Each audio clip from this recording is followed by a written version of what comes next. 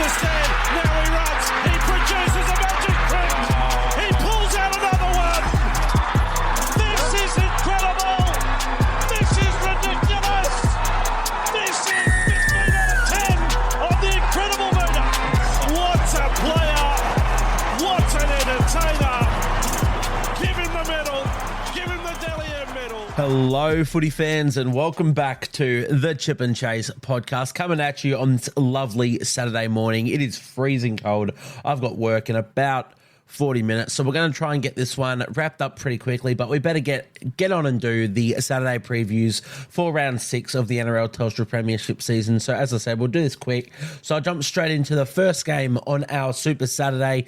Excuse my voice. Which, of course, is the New Zealand Warriors taking on the Manly Warringah Sea Eagles. Warriors currently sitting in 6th, Sea Eagles in 8th, so it's a very close clash in terms of where they are on the table. This is our 3 p.m. game, and, of course, it is in Go Media Stadium in Auckland, so it is a Warriors home game. Now, we'll start with just going through the team list ins and outs, and then we'll get into everything else. So, for the Warriors, there is only a couple outs here. Dallin Watene-Zelezniak is back from his little niggling injury. I believe it was a hamstring twinge, but don't quote me on that. But he is back, which means Roger Tuivasa-Sheck goes back to left centre. Adam Pompey drops to the reserves. And, of course, Dallin comes on to that wing. The other one is that Kurt Capewell is now back from his HIA, which means... Who was their second row last week? Was it Murata Niokore? No, he was laid out. I can't even tell you who the second row was last week. But, yeah, regardless, Kurt Capewell is back. And lastly, Bunty Afoa has done a hamstring injury. He's out for about 6 weeks, to my knowledge. That's what it was. Mitch Barnett was second row last week, but he moves back to front row to cover Bunty Afoa. And on the bench, we now have Chanel Harris-Tavita, Tom Ale, Jazz Tavanga, and Jacob Laban, last week's debutant. He keeps his spot. That is fantastic to see. Really looked really good last week, so hopefully he gets some more game time and he warms into this season really well. As for the Manly Sea Eagles, There's a couple changes here as well. Of course, Ruben Garrick, he is out with a HIA, which means Ben Trebojevic moves from second row into the centres, and Corey Waddell replaces Trebojevic in the second row, number 12 for Corey Waddell. The other one is that Nathan Brown has been a late scratching with a bit of an injury that he picked up in the last game. So Aaron Woods comes into the team for his first game of the season, jersey 19, but he is on the bench, Aaron Woods. And those are the only changes for these two sides. So let's get into the tips and how I see this sort of playing out. Well, of course, I have tipped the Warriors. Let the bias be known. But even without that, it is a home game. Warriors, I think anyone out there can see how they're playing. Even in their losses, they've been such a polished football side this year. I think they get it done this year. I think now with Chan's back, they're just going to warm into it and they're just going to be getting better and better and better. It could be a high-scoring affair, not sure. The Warriors have been quite defensively sound this year, minus their game against the Melbourne Storm. But, yeah, definitely have the Warriors winning this one since it's in Auckland. I think I'd probably tip them over the Sea Eagles in Australia as well. Just they look fantastic. Sea Eagles, they're sort of a bit hot and cold. They're definitely playing some good footy, but then they back it up with a pretty poor game. You know, they had that game against the Dragons 2 weeks ago, which was abysmal, and then they come back and they knock off the Penrith Panthers, last year's premiers. So, yeah, you never really know what you're getting from them this season. They could come out and play fantastically and win this one, don't get me wrong, but I'm going to trust the gut. I'm going to go with what I know, and that is that the Warriors are a premier football side in 2024, and I see them getting the chockies in this one. And how I see that is, well, honestly, the exact same way they've played so far. Their defense this season has been extraordinary. Now, I always say, how are you meant to defend players like Tom Trebojevic? And that still reigns true. Like, if Turbo wants to come up and have a fantastic game, look, it's going to be hard to defend him. But I think the way that the Warriors defend in their defensive structures, I think it can get it done. I think the way that they slide, the way that they hustle, the way that they scramble if they do get burnt. I think it's all there. Their effort areas are really there. So I think in defence, they're just going to limit what this Manly side can do. And beyond that, they play a very simple brand of football in attack, very simple shapes, but they seem to always pay off. So I think they just stick to their guns here, and they'll score points in whatever way they can. And we know that they manage to do it. So those points will come thick and fast, I'd assume. I think that's how they're going to get this one done over Manly. Their forward pack on paper, it's pretty similar. I'd give the edge to the Warriors. Actually, more than give the edge to the Warriors. Their front row is stronger. Their second row, you can argue it's equal. Homoleo Kawatu might be as good as Ford and Capewell combined. He's that good of a player. And then you've got the Tohu Harris, Jake Trbojevic. So you know how they've been playing. But the reason I think the Warriors can win this is just their normal attacking structures, as well as what Wade Egan has been providing this season. Now, I got a bit of pushback on putting Wade Egan in the team of the week last week over Reece Robson, which is fine. Like, I'm happy to cop that. Honestly, to be honest, I just completely forgot about Reece Robson. Like, it wasn't a Warriors bias sitting in there. I know Robson was one of the last games of the week. He might have even been the last. But for some reason, he just completely escaped my mind when I'd done my round review. Regardless, I thought Wade Egan literally did have a 10 out of 10 game. And how he's been playing so far this season, I think most of them have been 9 out of 10s. So I expect the same sort of things here. His deception around the ruck is ridiculous. I expect them to break them through the middle, and they'll score a few points there. So that is how I see it playing out in terms of my matchups for this game. Well, this is a difficult one. I'd like to go with Tolutau Kula, but I'm not sure what edge he's actually going to line up on. I believe they moved him around a bit last season and even last game, but I do like the centre matchup. Whoever he's marking up against is not a bad battle. Tolutau Kula sort of came into the league as one of the better defensive centres in the NRL. He's slid off a bit. He's not as defensively sound as I originally thought. He's still a fine defensive centre. But yeah, when he came in, I thought he was one of the best defensive centres in the league, and he was, so early on. Meanwhile, Rocco Berry, I think, is the best defensive centre in the league at the moment. So if they mark up against each other, there's going to be a fun little battle there. Also, if he's up against Tuivasa-Sheck, then you got the two dynamos up against each other, and that's really fun. But I think you have to go with the halfbacks, Sean Johnson, Daly Cherry-Evans. They were 1 and 2 best halfbacks of the week last week. Debuted the same year. We forget 2011, both these players made their NRL debuts. They both went on to verse each other in the grand final. They've got a long-standing rivalry, and for them to be 33, I believe they're both about 33 and playing their best footy that they have ever played. It's ridiculous. So I'm really excited to see how those two go up against each other. I do like the Tamari Martin-Luke Brooks matchup as well. So the halves in general are definitely one to watch. But yeah, if I had to single a single position, it would be Sean Johnson, Daly Cherry-Evans, the halfbacks for these respective sides as my matchup. All right, so now we move into our bets. Starting with the first leg, New Zealand Warriors head-to-head. It's not bad odds, so I've just gone straight head-to-head. No 13+, no 1 to 12. Just backing the Warriors to win. Not sure how they get it done, but I'm certain they get it done. I've then got Dallin Watene-Zelezniak to score 2 or more tries. Not just the 1 try for Dallin. I think now that he's back in this side with Chan sweeping out that edge, I think there's tries on offer. Been in and out of try-scoring form, in and out of the squad, to be honest, Dallin, from injury reasons and whatnot. Nothing of his own form relation. But yeah, I think he can score some tries in this one. So 2 or more tries for Dallin Watene-Zelezniak is the second leg.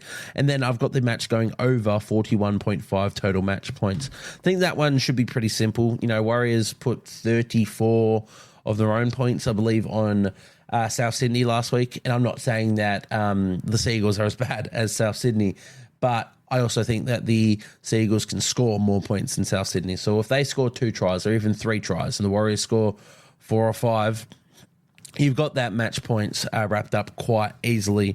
So those are the 3 legs. That multi comes to $7.50. Not my most expensive multi, but something that, just gets a a bit of money if it gets up, which I'm pretty confident it does. So once again, we'll read through them. That is New Zealand Warriors head-to-head, Dallin Watene-Zelezniak to score 2 or more tries, and over 41.5 total match points for the odds of $7.50. I'll say it once again, all my betting is done through Sportsbet. I'm not affiliated with Sportsbet in any way. They are just the agency I choose to bet with. If you're choosing to follow along with me, do it through the Sportsbet app, because these markets may not be available in some other agencies, and even if they are, the odds may be completely different. And once again, please make sure that we are gambling responsibly. You win some, but you lose more. So just gamble responsibly, guys.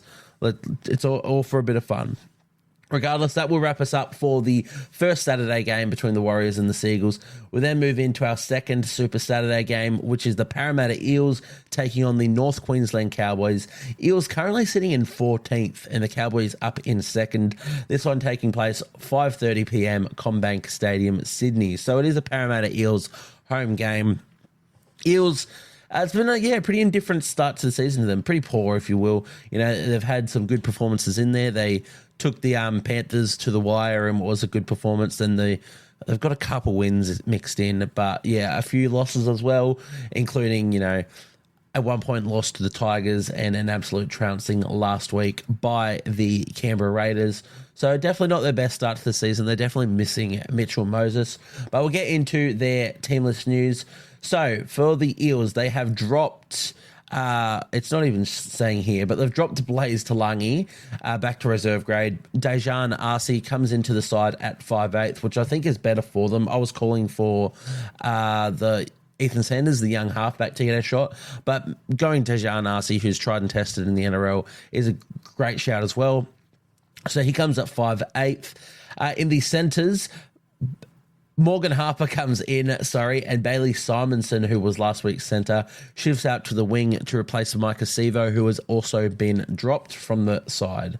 So very interesting stuff there.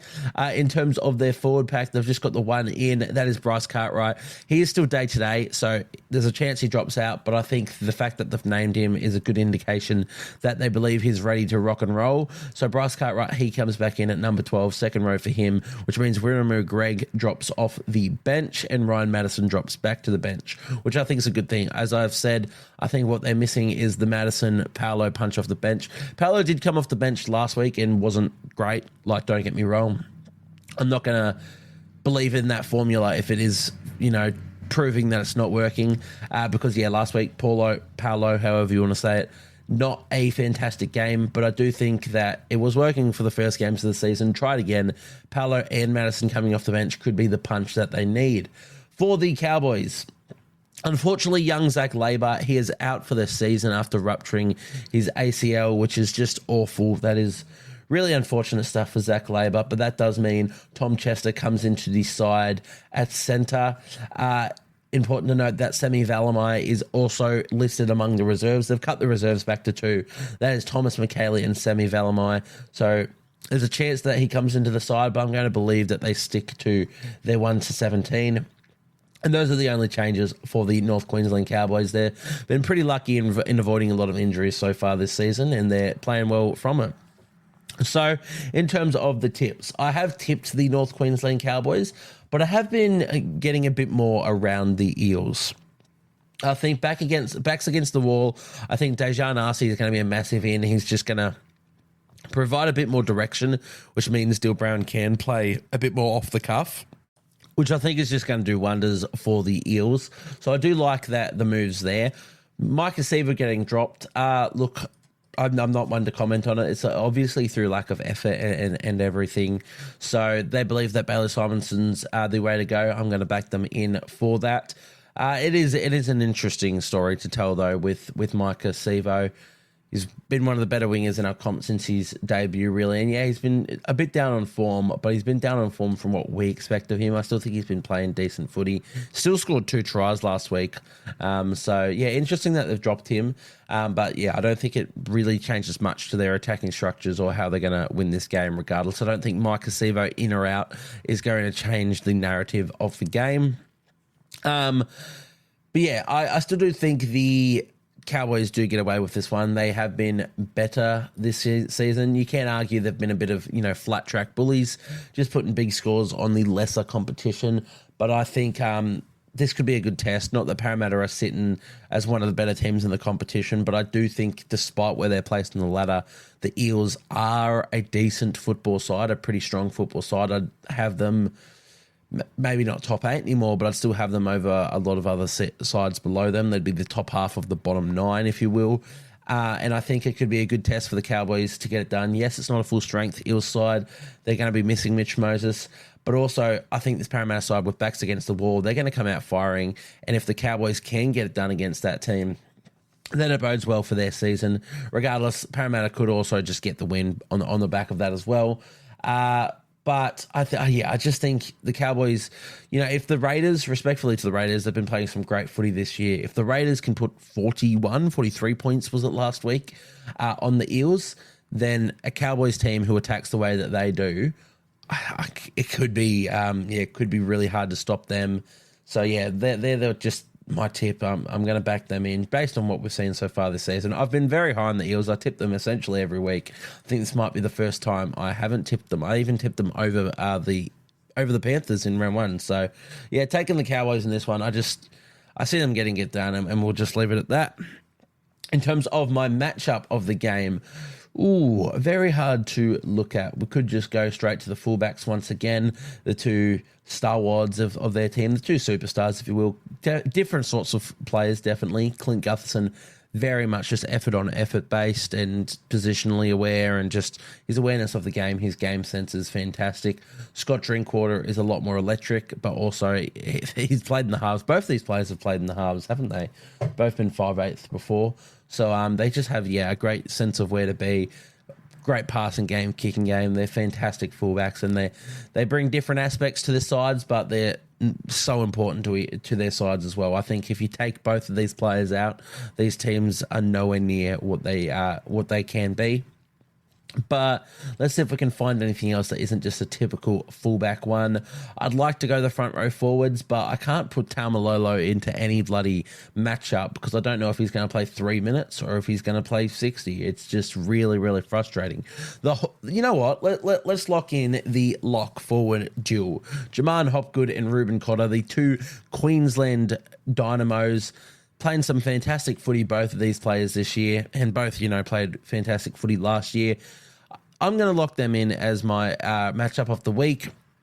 I think they're going to play some really good footy here, and I think if their respective sides are to get it done, it's probably going to come off the back of what a lot of these two do. Their passing game, their deception, just their link play. I think they're going to be really important to the result in this one. So Jaman Hopgood, Ruben Cotter, that is my matchup for the Parramatta Eels and North Queensland Cowboys game. So we will move quickly into the bets. Sorry, guys, I know I'm going through it a bit quickly, but as I said, I've got work soon and I need to just get this one out there. So for the bets, I've got the North Queensland Cowboys with a minus 3.5 line. I have Valentine Holmes as an anytime try scorer, and I've gone a bit different. I've gone for a second anytime try scorer in this bet, and that is Tom Chester. Now, I'd put this one on when I was very, very confident the Cowboys win. I still think they win, and a minus 3.5 line is probably good enough. Like it's I think they'll win by more than 3.5 points.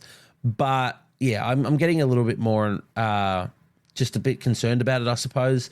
I do think there's something in my gut that's telling me that the Parramatta Eels can come out and put on a really good performance here. But I do think the Cowboys get it done. So I'm happy with the minus 3.5 line for that one. I've doubled down on Cowboys try scorers. I've doubled down on the centres, to be honest. Valentine Holmes, I don't even know if he's scored a try. No, he has scored a try. He's probably scored 2.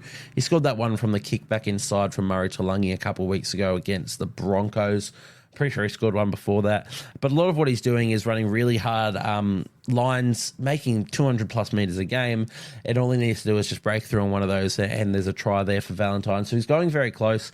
Tom Chester, I thought he was really, really good when he played earlier in the season. So I like the idea of him out there. Not sure they'll be their left centre, so up against Morgan Harper, I'd presume, who typically is a pretty good defensive centre. I know a lot of people like to bag him after the CSF Talakai game, but before that, he was known as one of the better defensive centres in the NRL. That was his niche, was being a really, really strong defender. In saying that, his saw dropped off a bit, and just being shuffled around. He's played centre, he's played winger this year. He's been reserve grade, he's been first grade. I think just building combinations is a big thing. So Tom Chester might be able to expose him there, and just in general, the Cowboys might be able to put Tom Chester in some space, and he can cross for a try in this one. So we'll read through that again. That is North Queensland Cowboys minus 3.5 line, Valentine Holmes anytime try scorer, and Tom Chester anytime try scorer for a odds of $10.75. So if you're putting $1 on that and all three leagues get up, you win $10.75 back to the dollar. That one will wrap us up for the Parramatta Eels and North Queensland Cowboys game, though. So let's get into the final game of our Super Saturday, and that is the South Sydney Rabbitohs taking on the Cronulla Sharks. Cronulla Sutherland Sharks? Can't even remember if they are still that. Regardless, this one is taking place 7:35 p.m. Accor Stadium, Sydney. Rabbitohs, as we know, sitting 17th, dead last on the ladder. They've been abysmal to start this season, and unfortunately we'll get to it, but I don't see anything going any better for them. The Sharks, they're currently sitting pretty up in fourth position off the back of a bye as well, so we didn't get to see how they were playing last week, but they've been playing some good footy in general this year. I think they're going to continue that trend, and I do think that they're going to get away with it. But before we get into that, let's go into the team list news. Obviously, a host of changes for the South Sydney Rabbitohs, starting with Latrell Mitchell, who was out for 3 weeks with a suspension. Should have been more, but he is out regardless. Jai Gray, the young dynamo. Everyone is excited about Jai Gray, especially rugby league guru. One of his could be anythings, as we know. He comes in to make his NRL debut in the fullback jersey, number 1 for Jai Gray. Tyrone Munro comes back from injury, starting at winger, so he'll be the left winger. Isaac Tuitupo Thompson, he drops out of the side. Sean Kepi has also been dropped, and Tallis Duncan has been dropped. And of course, the big one, Damien Cook, has been dropped. So let's just go through everyone that replaces them. The backline is the same besides, as I said, Jai Gray, Tyrone Munro coming in. Peter Mamazelos is now the starting hooker for the South Sydney Rabbitohs. Damien Cook is jersey 18. The rest of their forward pack is the same. That's your normal Tavita Tola, Tom Burgess, Keon Koloa, Matangi, Jacob Host, and Cameron Murray. Their interchange consists of Michael G. Cam, Saliva Havili, Shaq Mitchell, and David Mawali coming off a almost 300-metre game in New South Wales Cup. And as I said, they're reserves at the moment. Damien Cook, 18th man, Jacob Gagai as 19th. Now, for the Cronulla Sharks, they've only got the one change, which is that Britton Nickera is returning from suspension straight into their second row. That pushes CSF Talakai to the bench, which is very interesting. It means they've retained Kale Iro as the centre. He did have a fantastic game last week, but before that I thought Talakai was the best centre in the NRL. So, interesting move there. The interesting part about their squad is that they've gone for a 4-forward bench again, but there's a couple, second row sort of players in it. Billy Burns, Jack Williams, CSF Talakai, and Tuku Hautapua are on the bench. I just don't know exactly how it's going to work with rotations for the Sharks. So in terms of Supercoach players, it could be quite tricky. I've had some questions about Brett Nickera. I'd be leaving him regardless this week. I know it's enticing against the Rabbitohs. He could score a couple tries, but he's got about 140 break-evens, so I'd leave him and let him lose some cash. But also, we don't know if he's going to play 80 when you've got Billy Burns, Williams, and Talakai, who can all play on the edge, and they're sitting on the bench. Regardless, in terms of how I see it actually playing out in an NRL standpoint, I've tipped the Sharks, and I think they win well. I really do. The Rabbitohs, I've been saying it since round 1 or maybe even before. They're a basket case. There's a lot of problems behind the scenes. I don't think it's just the coach. We're hearing this will be Justin Dimitro's last game. I think win, lose, or draw. I think he's out. I think it's the best thing for them. I don't think I don't want to go into it. It's always a bit it's a bit of an interesting topic talking about coaches getting sacked. You can't always blame the coaches, but I do think the coach is a lot to do with it. I think maybe there's some board stuff behind the scenes, but from what I'm hearing, I think it's mainly just the fact that Dimitro and the board aren't agreeing on things. Like Peter Mamouzelos, I'm pretty sure was meant to be in their team, in their starting side the entire time this year, or maybe not their starting side, but at least on the bench. And then they changed, Jason Dimitro changed last second and brought in Saliva Havili, and I think even just stuff like that, just selections really upset the board. We'll have to see how they go beyond this, but I believe this will be Jason Dimitro's last game. Regardless, how I see it happening, I don't see Jason going out with a win. I think the Sharks absolutely roll the Rabbitohs. It genuinely could be a 40-0 victory. The Rabbitohs are awful. There's like one player in their side, and that's Jack. There's two players in their side, sorry. There's like Jack Whiten and Cameron Murray, who have actually been good. Everyone else has been average to poor, to be honest. Average to poor to really poor in the case of a couple players. I don't see it getting better, unfortunately, Rabbitohs fans. Tough old season for you guys. I genuinely think you could finish up with close to the spoon, even with the side that you have. There's just nothing about what you guys are throwing up that is exciting to me. And with everything going on behind the scenes, it's a bit of a worry. So, yeah, I've got Sharkies winning this one. In terms of how I see it playing out, as I said, I don't think there's a world where they lose this one. Across the board, they're just better. The Rabbitohs aren't throwing any attacking structures. They're not playing with effort. And if that continues, the Sharks just roll them. And it's just as simple as that, to be honest. In terms of my matchups, we'll try and find something. Jack Whiten, I did mention him as one of the only players who are playing really well. I'll put him in my matchups this week. He's the left centre, so he'll be up against Jesse Ramian, my boy. Really excited to see that. Obviously, I'm a massive Ramian fan, and he's in the Supercoach, whatnot. Hope he plays really well. But yeah, I do like that matchup. Jack Whiten has been really good, to be honest. Like, not just good because the rest of the bunnies have been good and he stands out, but I think he's been playing some really good football regardless. It's a tough situation for Jack Whiten, obviously joining this club, hoping they were a premiership threat, and then it turns out that they are an absolute basket case. Meanwhile, his former club, the Raiders, are killing it this year. But I think he looks good in the role, and I think he'll continue to just play well. Jesse Ramian, he's been playing some good footy this year. He's been playing consistent footy for a long time, to be honest. Never really been like the most standout centre, but he's not far off it. I think he just flies under the radar, Jesse Ramian. Really, really good football player right there.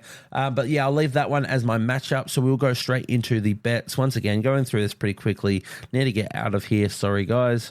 So we've got the Cronulla Sharks 13+ in the big win, little win margin. As I said, I see them getting away with a very comprehensive win in this one.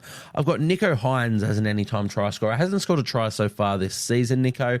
I could see him crossing in this one. He's been running the ball a lot, so that bodes well for him. And I've got the match going over 43.5 total match points for the odds of $10 flat. So if you're putting $1 on that and all three legs get up, you win $10 back to the dollar. Once again, that is Cronulla Sharks 13+.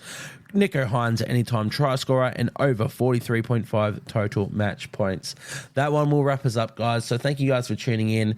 Once again, if you want to follow on any of these bets, so if you just want to keep up to date with a lot of the other stuff I'm doing, please do follow the Instagram at Chip and Chase Podcast. I'm working a lot harder on that one. I guess not a lot harder than this, but I'm working really hard on that to provide some good content and keep growing this brand and what we're doing over here.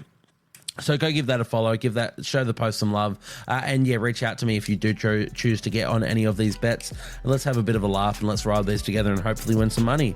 But that'll do us for now, and thank you guys for watching, and I'll see you guys next time.